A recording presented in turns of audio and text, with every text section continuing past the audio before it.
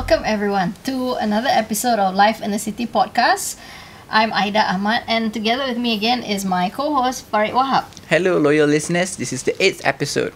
So let's cut to the chase, Aida. What are we talking about today? Today we're talking about us, journalists, and the highs and lows of our daily jobs. And there are indeed a lot of highs and lows, just no one really talks about it. Yeah. Because it's not about us, isn't it? It's us covering the news and covering people and the general public, right? So rarely people ask, what do you guys go through in your daily life? Yes. I have a lot of friends ask me, how exactly do you come up with a story? What exactly do you do? And I think a lot of people out there are probably curious about what we do. Yeah. But before we have a guest with us today, which is one of our colleagues. But before we introduce her, a few months ago, I read The Economist, the British publication. And there was this one story that says, journalists should spend less time writing about themselves, but instead exploring the world. The world is far bigger, far more interesting than their newsroom. But today we'll make an exception. Yeah. And we have our colleague here, Fazleena. Yes, Fazleena. Welcome to Life in the City. We're very happy to have you with us. Thank you for having me. Yes. Fazleena, just some introduction and context. Fazleena has been with the Star for quite a number of years. And did you start at the Metro desk? Yes, I actually got a head start in Metro in 2007. I was hired as a Metro reporter, and that's basically where I got a footing, I would say, in journalism. And I'm always grateful for that kind of opportunity that I was given. Because I remember when I joined in 2010, you were at the Metro desk. Yeah. And we had way more reporters then, and it was one of the most happening desk at the Star, I would say. Yeah. We always had food. Yes. Well, I joined in 2019. Yeah. But Fazleena, you are with the news desk now, right? Yeah. So can you tell us just a little bit? Tell our listeners about the shift from Metro to news desk. How has it been for you? Actually, when it comes to the shift, is basically just you move from local government to federal government. That's basically what it means, because Metro is more of local news, community news, and then you pick up on local issues that affects the community, whereas news desk, you focus on the Prime Minister. Everybody has to cover the Prime Minister, Deputy Ministers and the Cabinet, and then you work on national issues. But in terms of writing and all, it's basically the same. You have to have a news sense, otherwise you won't be able to report. Yeah, that's true. All right, so Aida, just to give a brief rundown to our listeners what to expect today, we have prepared several questions in which we will explore the funny moments, the uplifting moments, and probably scary moments, creepy moments, and some sad moments that we've gone through in the course of our career. So if it's all right with both of you, can we just get started? Yeah, sure. All right, so the first thing I want to talk about is the unexpectedly funny moments that we have encountered in our daily tasks. So maybe Aida and Fazleena, you guys can share some unexpectedly funny moments that you guys encountered in your daily work. Let's go with you first. I'm sure. I think you're technically more a senior than I am. So not really. Okay, I would say it's funny to me because of I was actually at another publication at that time, and I was in the Putrajaya bureau, and what we do is that we used to cover state visits, and at that particular time we had the Iranian Prime Minister Hassan Rouhani came. I mean, we usually cover state visits, and it's at PMO, and then they'll come with a march, and then he'll check the Malay regiment and stuff like that. So what happened is that whenever a state visit happens, the state will bring their own press over, and I guess I became the subject of their, I think, curiosity, because I had a cloth bag actually, with an American flag. Okay. And not to go too much into Iran and US politics. You're not fond of US, yeah. Yeah, because they're not fond of US. So actually, it's just a cloth bag. And if you know the bag, actually, I got it from Ralph Lauren. Okay. And you know the Ralph Lauren, they have the American flag. Yes, right? yes, they do. So it's not really a full flag, but because what happened is that I usually carry my own food and stuff like that, because when you work in the bureau, it's very long and stuff like that. It's not that PMO actually gives really, really good food. But I still would carry. So all my things are there, so I put it in the cloth bag. So they were like, American, American, American, American. And it just went, first I didn't really understand. I was like, what is wrong with these people, you know? Okay. And they kept going, American, American, American. I was like, okay. And then the state visit happened, the speeches were done, and still they were going, American, American, American. And they started taking pictures of my bag. Okay. And that was so weird for me, because I was like, and all of my colleagues and my bureau people were like, what is wrong with them? They were like, I don't know. They were just going American, American, American all the time. And they started taking pictures. Even when the function finished, as we were exiting the Prime Minister's office, they kept taking pictures of my bag. So it was really funny. Okay. And I was like, till date, I'm like, oh my God. I still think about it. And I was like, what is wrong? It's just a bag. Okay. But they were so interested in the flag, or I don't know what it was. They just get American, American, and then started speaking Persian, and I was like, okay. So that was a really awkward, I don't know what experience I got, but it was a bit funny for me. Yeah. So did you actually approach them and ask them what's the deal, or did they come and talk to you? Like, what happened after that? They kept saying American, American bag, American, American. Okay. I said no, it's a cloth bag. I tried to explain that it's a cloth bag, that it's just for me to carry I'm not an American. And it's just a bag, you know, it's a cloth bag. And I said I got it free. But I don't know whether it was a communication error or something. They just kept saying American, American, all again and again and again. So it was funny. And they took a picture of my bag. Yeah. So that was funny. So how did you recover from that torment? Torment. I didn't know what to say, because you cannot offend foreign media as well, and you don't want to be a bad host. So I just it's just one of those days where something happens on the job, and you just like, okay. Did you end up on the Iranian front page the next week? I have no idea, but I know the photographers have a picture of my bag somewhere. Okay. And they would have probably posted it somewhere. I don't know. Probably. This was what year was this again? This was in, I think, 2014. So social media wasn't a thing yet Yeah. back then. So you're safe. Otherwise, you would have been on X or Facebook. Oh, definitely. You would have you would have had hundreds of immediate followers. Yeah, so it was interesting. It's actually it's the picture of the one on my Facebook profile picture. If you see me standing in front of PMO with a bag, that is actually that is when it I have to see happened. this bag. Yeah. So that's when it happened. How about you, Aida? Any funny moments in your reporting duty? Funny, shocking, I think all in one. Yeah, I remember I covered an event, and it was a launch or something. I'm not sure. I can't remember whether it was a particular brand or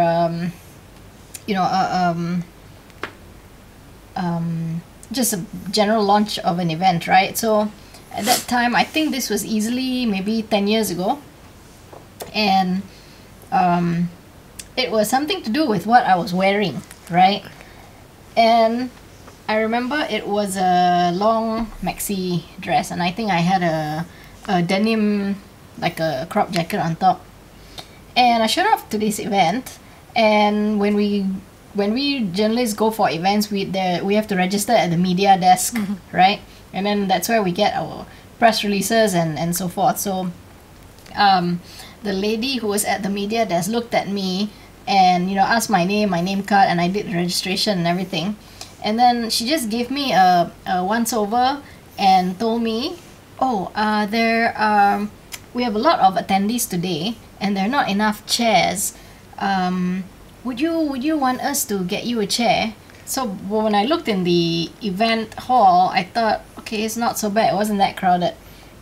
So I said, no, I'll be okay to stand. It's fine.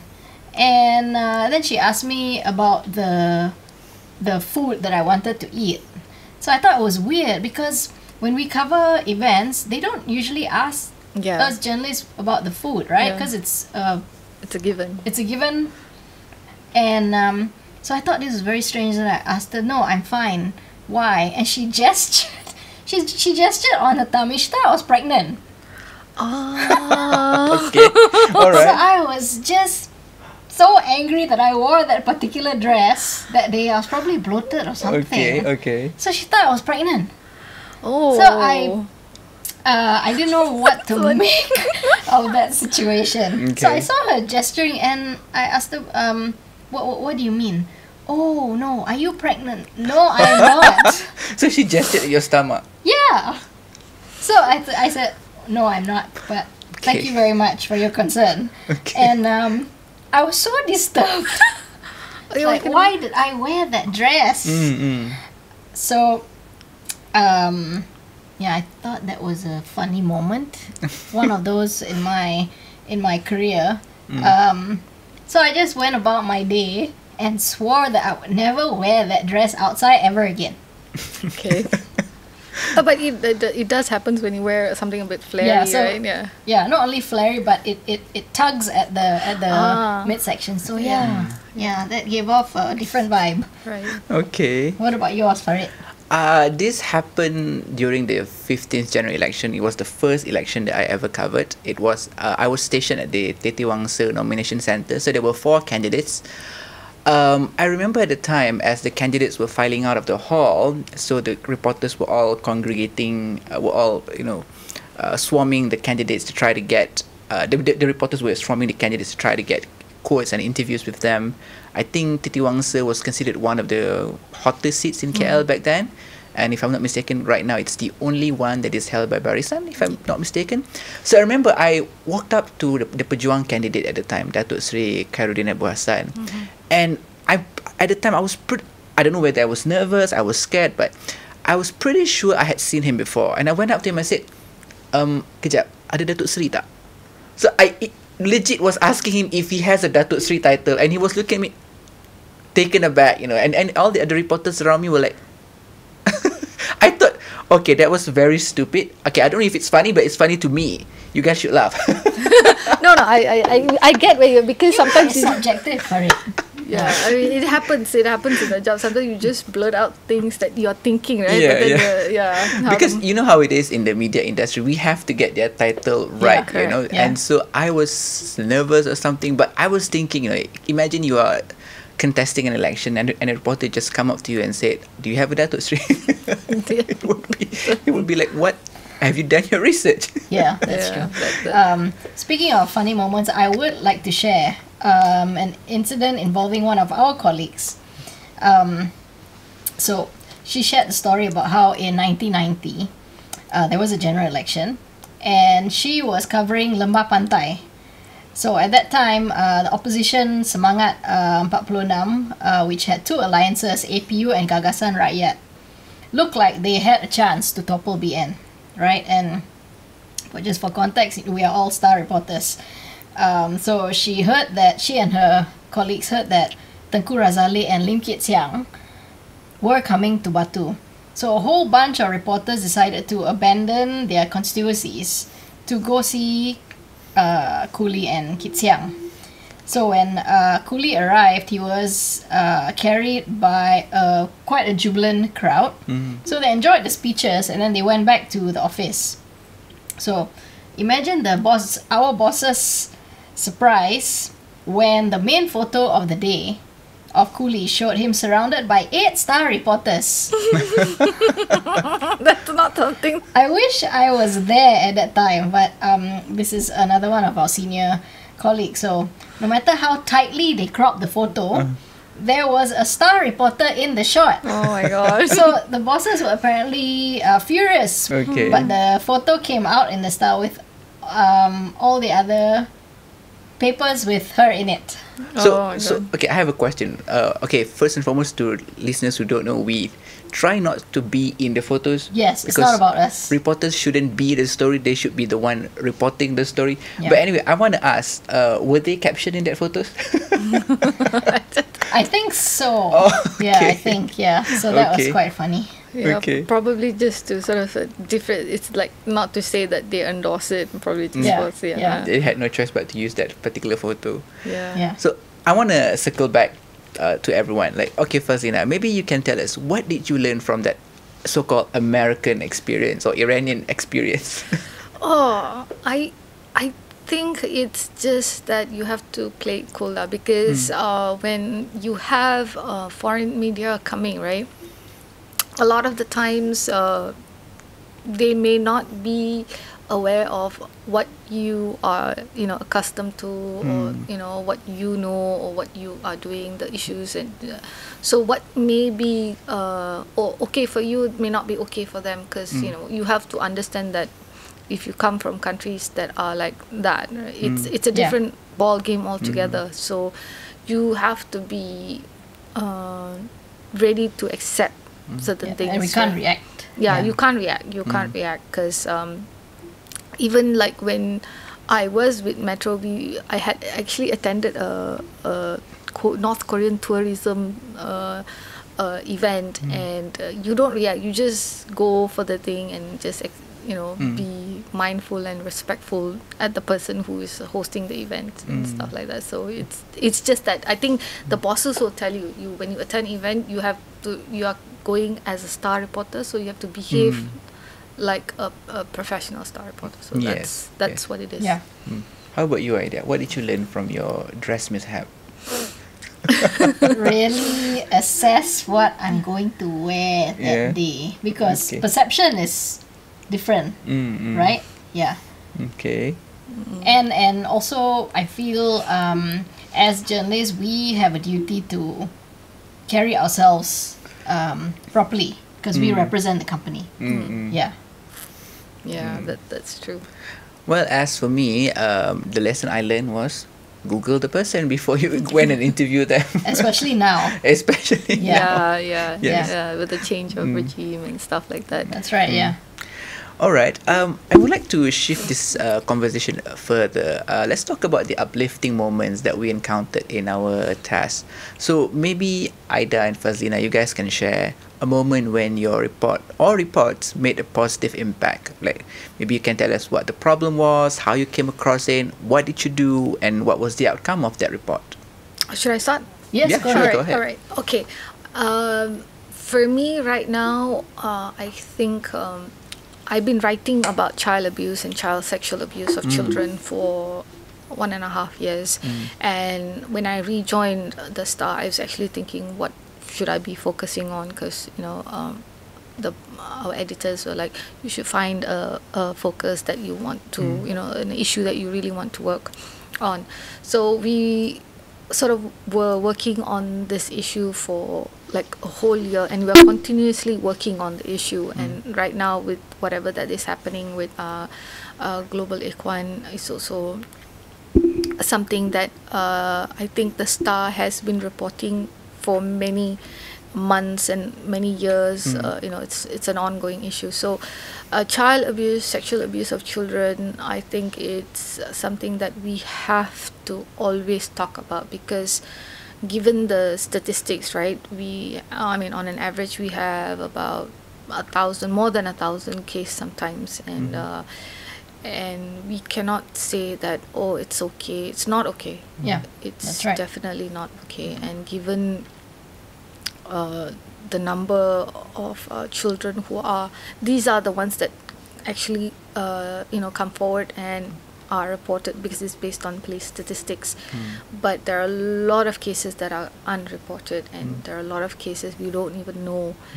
And with sexual abuse, the perpetrators are usually the people inside the interfamilial, and it's really sad, some of the cases. And I think writing about it definitely helps. And what people always forget is that if it wasn't for journalists and journalism, nobody would have known about sexual abuses happening, and the forefront of it was I think everybody's seen this movie, right, with Mark Ruffalo and Spotlight.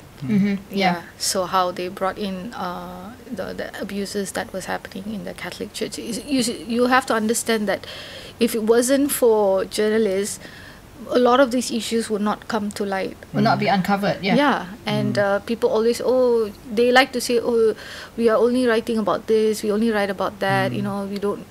But they often forget when we do these kind of issues, when we pick up these kind of issues, and at the end of the day, I think that is not highlighted enough. I mean, I think in Metro also we do a lot of community issues, and these issues directly affect people. People, story pasal longkang. People don't understand the importance of having a clear drain. It's for rainwater. You have to remove the garbage. You're promoting, so many things so the water flows into the river. There's so many things. It's just not you just bersihkan longkang. The significance of it is great, actually, right?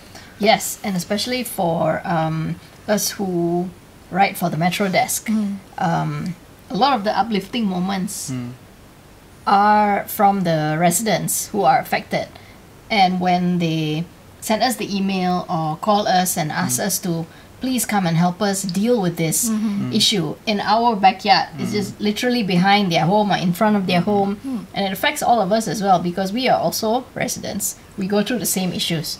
So issues like from a simple thing as clogged drains or potholes, broken infrastructure that has caused fatalities or people getting hurt are important things to deal with. And when we go to the ground and then we do the needful of getting feedback from the local authorities, right? And then we do the story, and the story gets published, and it sort of alerts the local authorities to come and do something and fix the problem. So in that sense, the residents are very thankful that we helped them. We alerted the authorities to get the problems fixed. So those are quite a lot of uplifting moments for us. Even the simple WhatsApp or email saying thank you very much for helping us, we really appreciate it. That means a lot. Yeah, and that happens quite often. I remember something similar happened to me in 2019. I think I was about 1 month into the job then. I didn't really know what I was doing, but I was asked to go to this. There was some orang asli in Sungai Buloh who were complaining about because this village, they receive water. I mean, they didn't have access to piped water, so they were using water from a local river. So then the river was polluted because there was a mining activity nearby, and turned out that mining activity did not have the proper approval or something like that. And I went in and I went into the area, went into the jungle a bit to try to have a look on what was happening, and I reported about it, and it brought the state authorities, like the forestry department got into it, the local council got into it, the state government got into it. So they all investigated what was happening, they put a stop to it, and eventually they managed to restore the river quality. But more than that, a year later I found out that they finally had access to pipe water. Ais Selangor came, and I actually went. I think the village representative she called me and said, come and have a look. I think this was during the pandemic. So I went there and I saw the pipes being brought in. They said this was your report made this happen, So I was very happy that happened. I feel like it's easy to overlook, people on people outside of our own community. So it's good to feel that my report helped make that happen. So but anyway, I want to ask Fazleena and Aida also, like, what did you guys learn from your experience from doing these stories? What did you learn from it?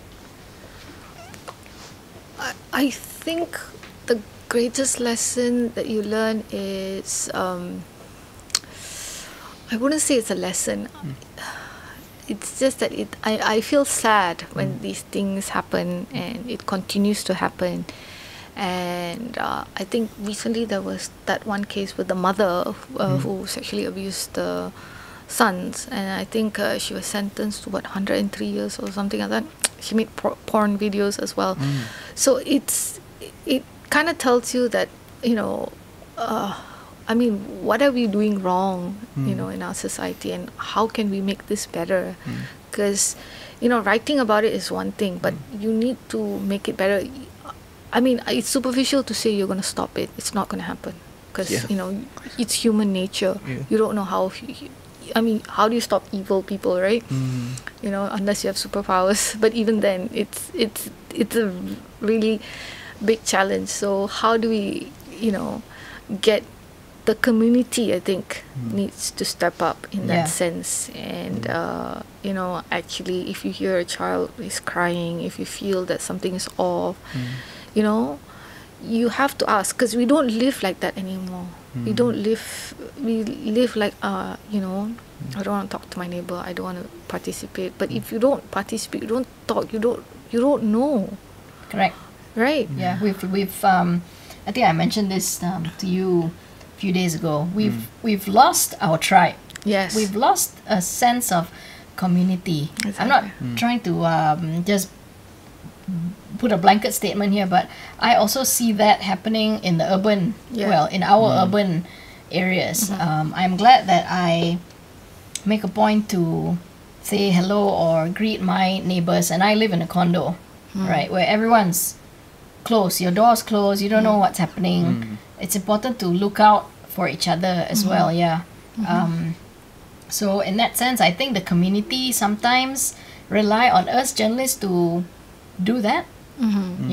We can't just keep quiet and just be individualistic and just mind our own business when all these things affects us as well. Exactly. Yeah. I would say that I agree to what she's saying, because there was one incident that happened in my condo as well, where this lady was going off, like she was just saying, I'm gonna jump, and I was like, what is gonna happen? And I was trying to figure out which room it was, so I went all the way down. I was trying to figure out, and her family had come, but they could not go up because the access is very restricted in where we stay. And I was like, oh, I need to go up. They're arguing with the thing is, somebody has to bring you up, otherwise the security will not let you. And the security is aware that she's saying all this. So I was like, you know what, you just come with me. So I just took them up.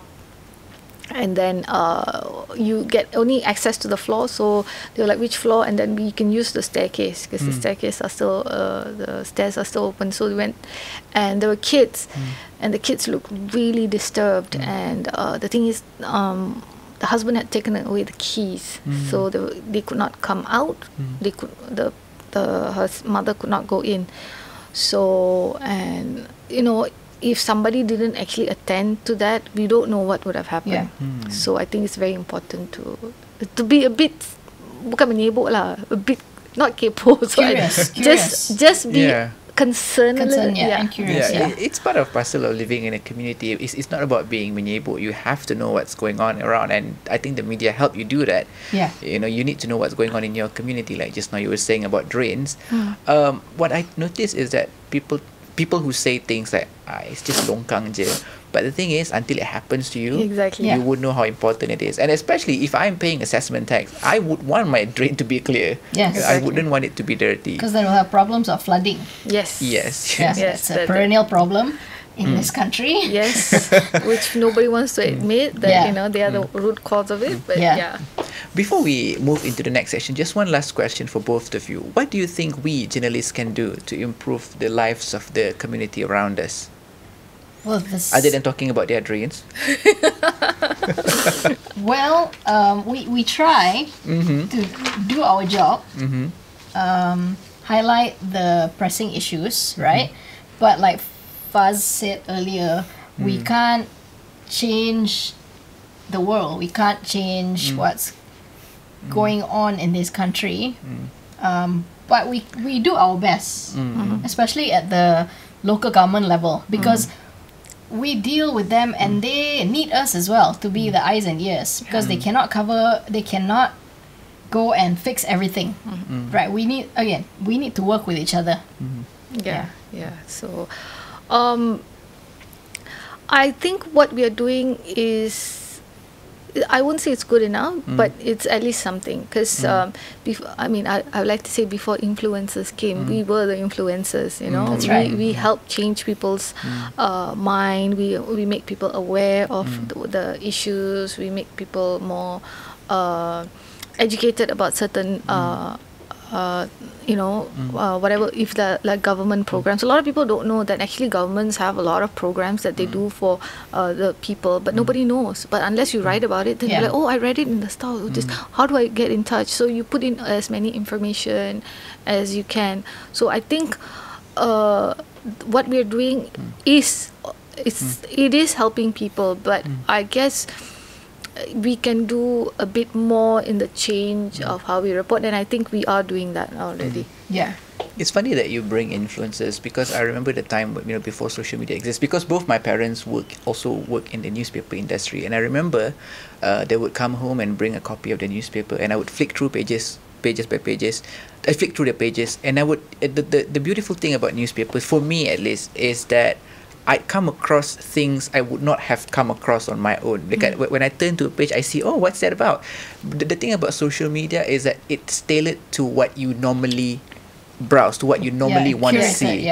So you won't come across things you would not have otherwise come across. Like in the newspaper, you come across things which are, sometimes you don't know about it, but it's important for you to know. So that's how I look at it, at least. Let's move this conversation forward. Heartfelt, emotional moments. I think all of us have covered disasters, have covered tragedies. So maybe you guys can describe the time when you were assigned to cover a tragedy. Could be anything. All right. Do you want to go first? Maybe you share yours. Yeah, Aida, you can go first. I think we all went through the emotional moments of the pandemic, the movement control order, right? That itself brought about so many heartfelt moments, heart-rendering moments, right? When we were all stuck at home and didn't know what this virus was about. I think my memory, one of it was covering, I think it was PJ Old Town, and it was that day when they put up all the barbed wires, right? And everyone was just in their homes, and I remember I parked my car, and it looked like a dead town, just dead, so quiet, just pin drop silence. And it was in the middle of the afternoon, it was so hot, and I remember we were supposed to meet the representative from the local authority, and I remember passing by the houses, and a lot of senior citizens live here in PJ Old Town, and I remember their faces just peeking through the window, looking at what's going on, like, what can you tell us? Meanwhile, we were all just scared because it was the height of the shutdown, right? So it was in April or May 2020. And I felt so sorry for the elderly who were stuck in their homes. They couldn't see their family. And I could see the horror in their faces as I walked by the houses in the heat, searing heat of that afternoon. And I think the other one for me was the 2021 floods, where we had to go. We Metro journalists, we had to go and cover the aftermath, right? And I remember I went to Klang, and we had to talk to residents whose homes were just destroyed, right? And the furniture, everything was just gone, right? And I remember interviewing some of them in I think it was Port Klang, and it was just horrific. They were also emotional. they've lost so much property, and they had to throw out a lot of their goods at home, and the homes were just in a wreck. And at that time, we as journalists, we can't sort of succumb to all that, because we have to be strong and get their story. Correct. And when we drive home to do story, or well, at that time we were still under the MCO, so we were all working from home.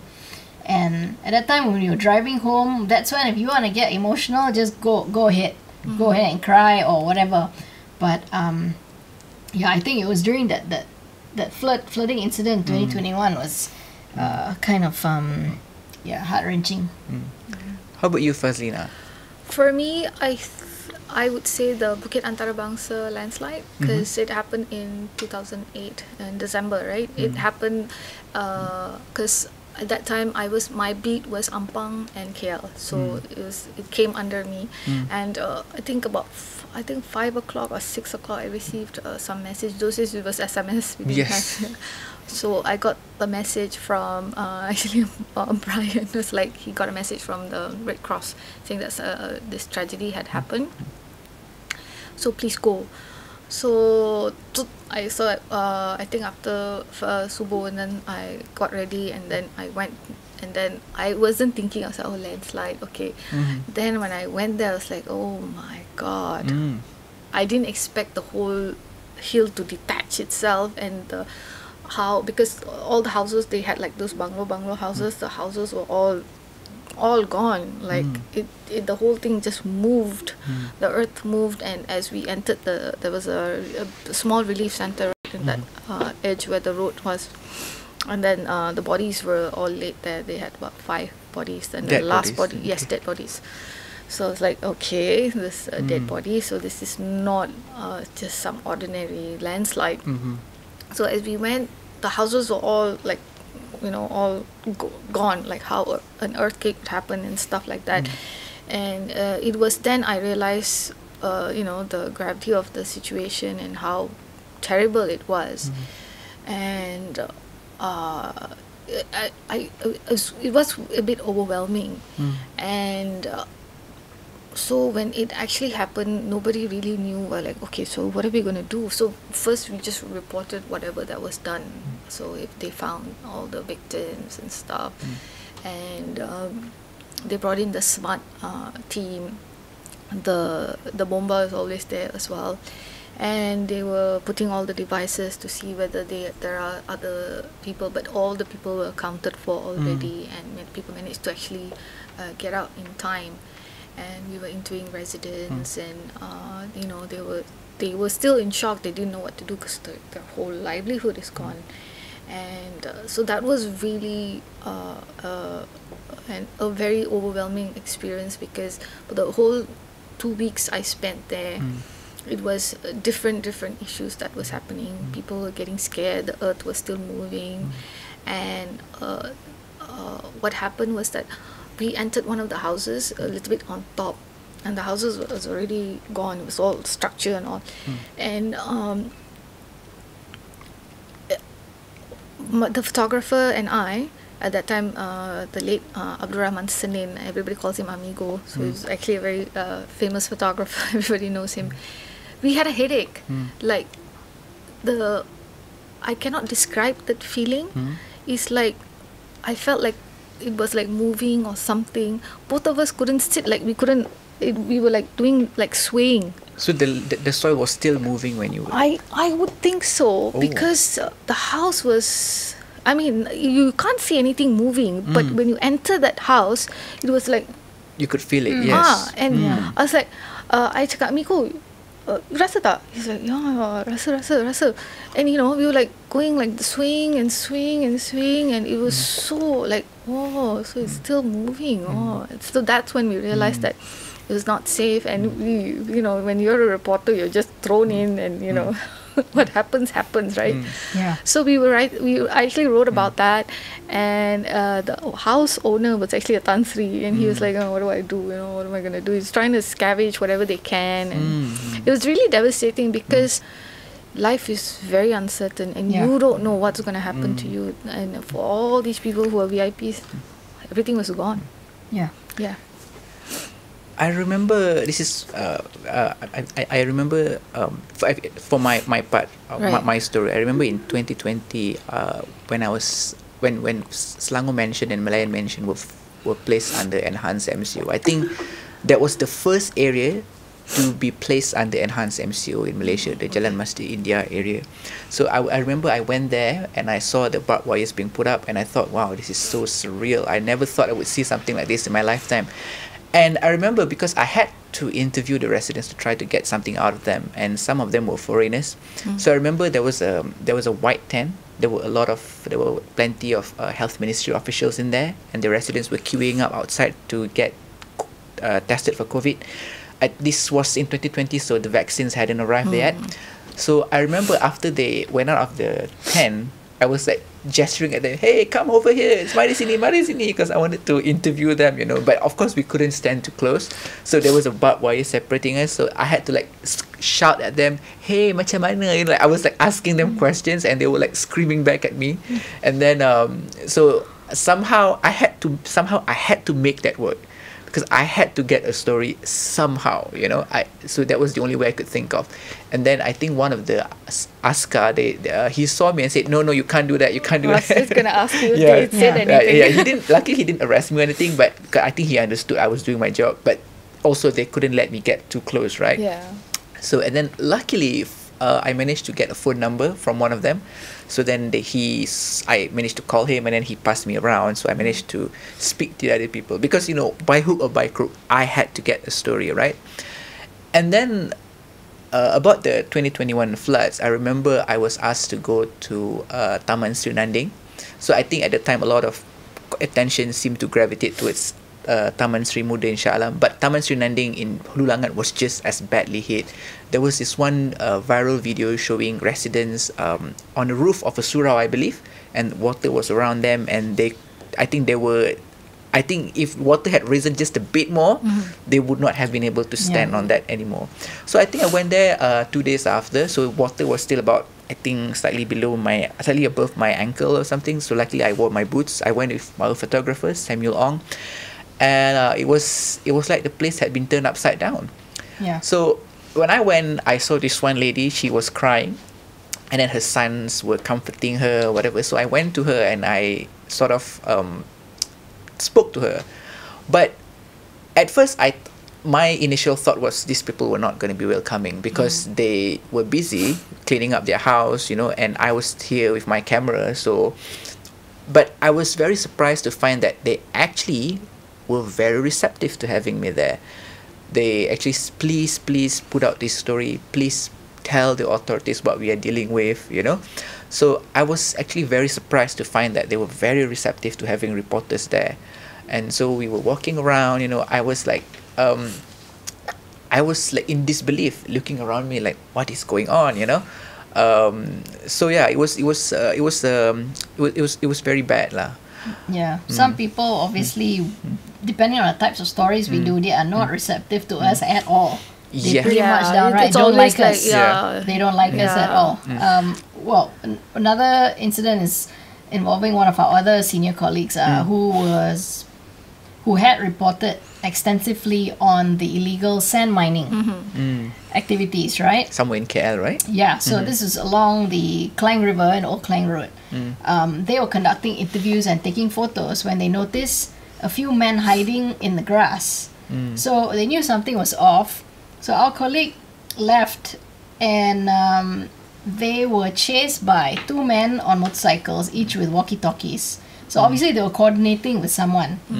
So the chase apparently lasted to about 3 kilometers, and it ended when our colleagues drove straight into a police station. So they were shaken and in tears, but obviously these types of incidents make us more cautious for future investigative stories. Also, another incident involving the illegal sand mining activities. Our colleagues were accosted by men on motorcycles who demanded to the journalists, what were they doing? What were they doing there? Why were they there? So our colleagues felt very unsafe, and this is quite common for us when we report on dangerous activities, right? So apparently the police later apprehended the guy, and our colleagues were informed that he wasn't part of the sand mining operation. They were in fact involved in some drug-related activities. Okay. Yeah. So luckily, our colleagues were safe.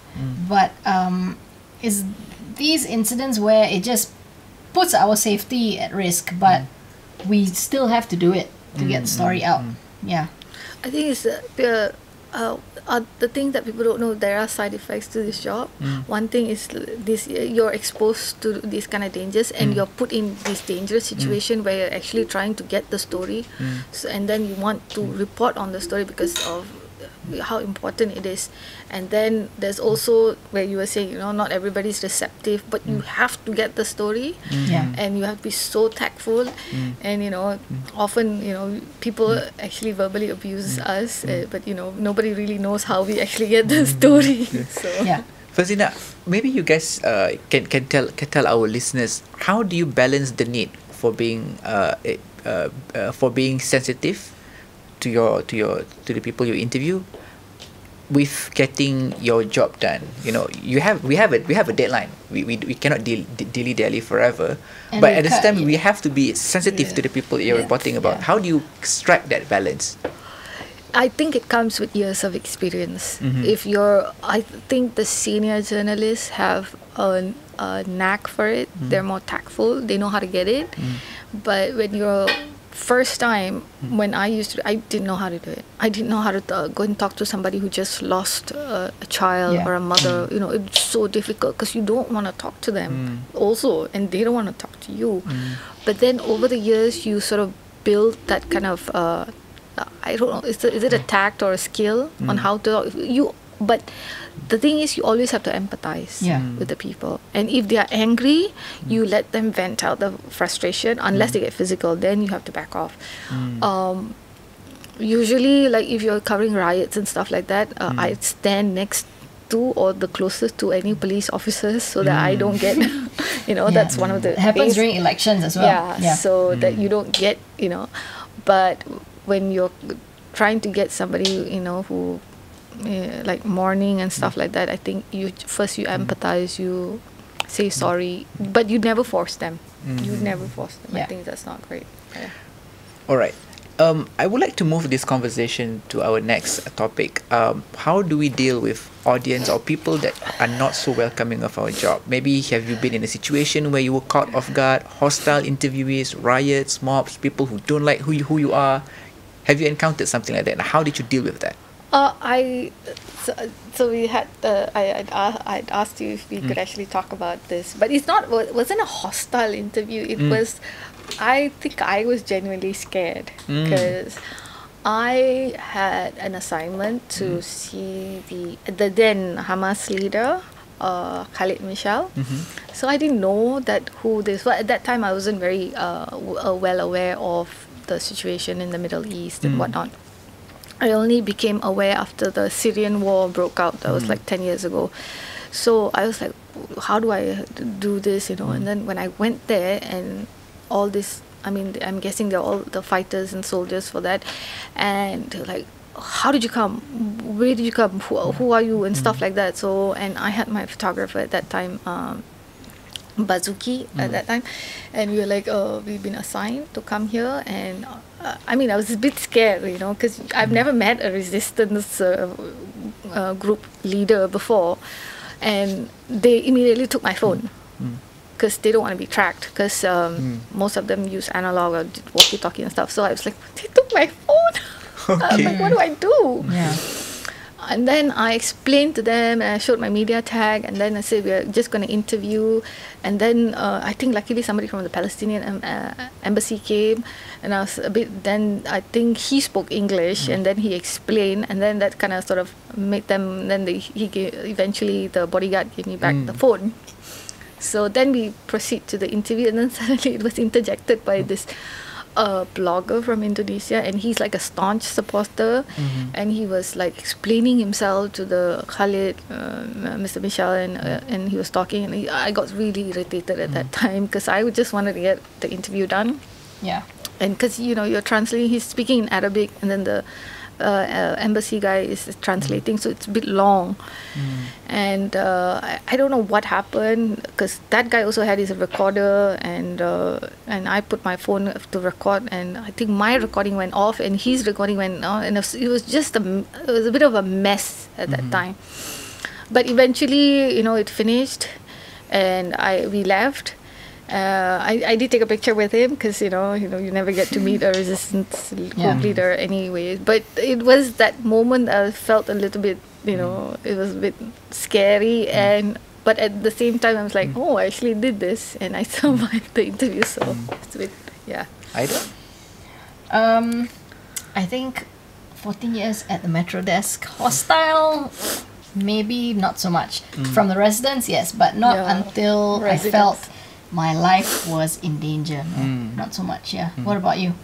Not a person I interviewed, but a former friend who came up to me and said, we were on an outing together, and he said, hey, you the star, you support Amber Heard, kan? I was like, what do you mean I support Amber Heard? God. The thing is, I don't follow celebrity news. I really don't. I follow a lot of things, not celebrity news. And they said, yeah, you the star, support Amber Heard. Oh my God. Okay, I know there was some kind of trial between Amber Heard and Johnny Depp, but I don't know what the trial was about.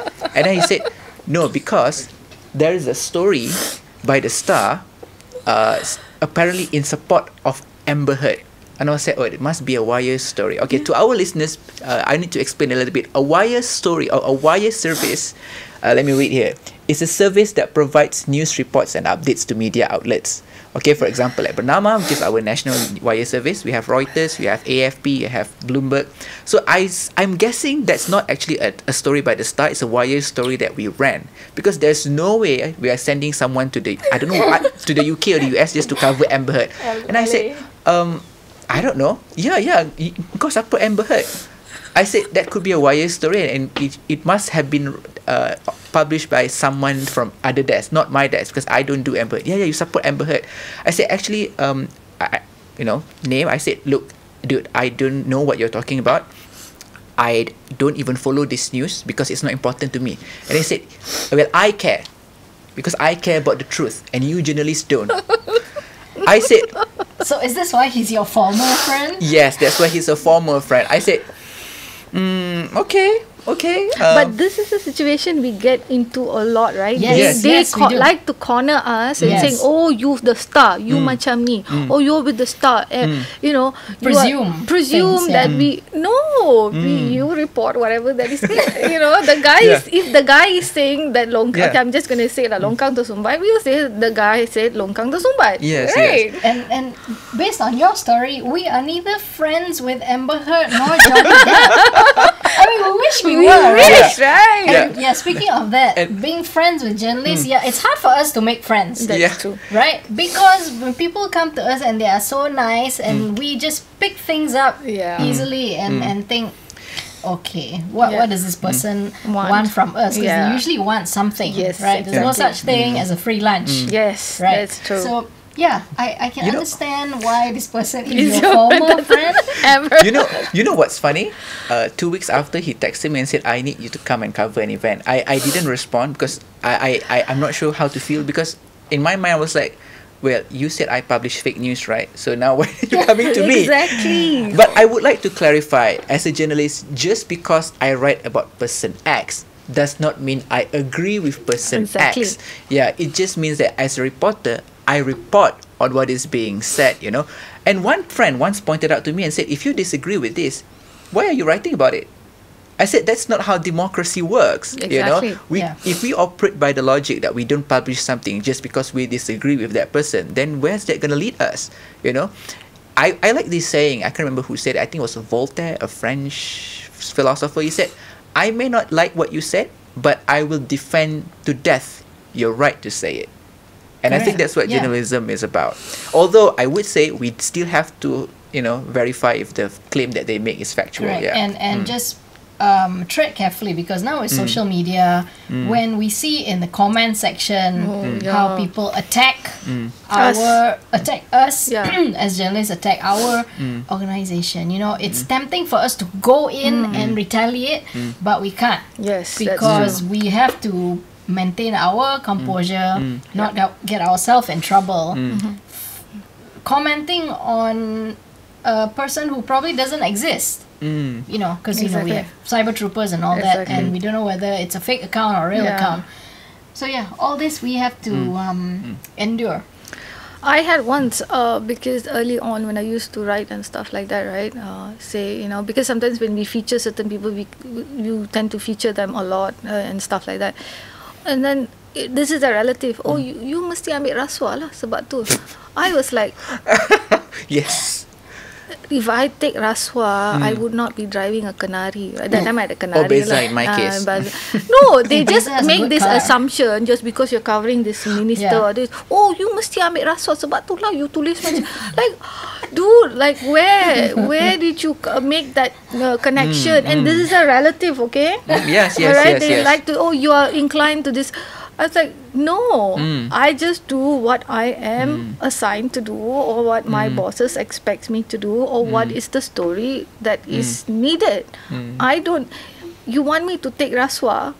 Are you really? This is not a job to take rasuah.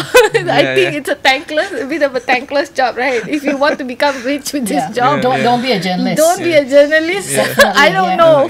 I don't know. Very few journalists become multimillionaires. I don't know. Yeah. Unless they own the corporation, I think then you can love. But if you're just a writer, I doubt. You know. That's right.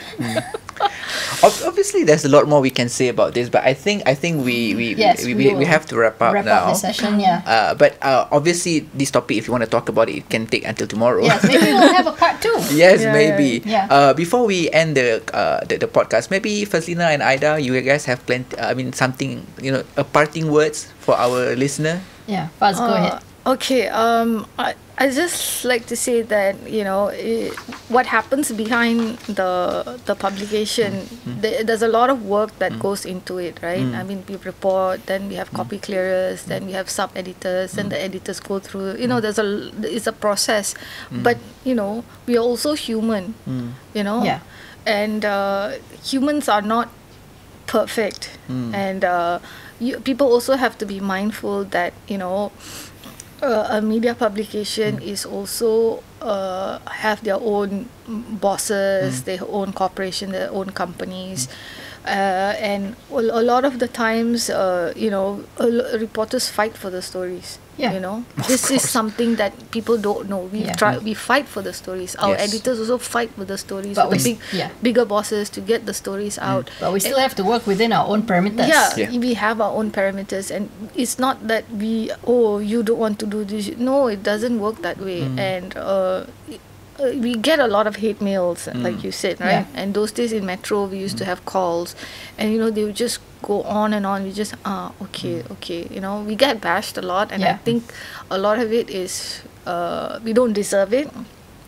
But like you said, we cannot comment back at them, so we have to just, you know, let it just be. And I think it builds a lot of character, and we're very patient in that sense. And I don't know whether, you know, Fred's favorite word is teruskan perjuangan, right? So that's right. Our boss. Continue the fight. You know, and because you know, I think for us is about the issue, the stories. You need to report it, even if it's a minuscule story. But like you said, no, that story that you did changed a whole community's life. So you know, that is the significance, I think.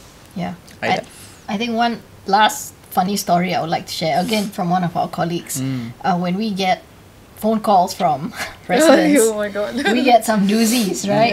But there was one where she was talking to this person, and this person wanted to know where can they send press releases, and we get press releases by the dozens, right? Too many. Yeah, too many.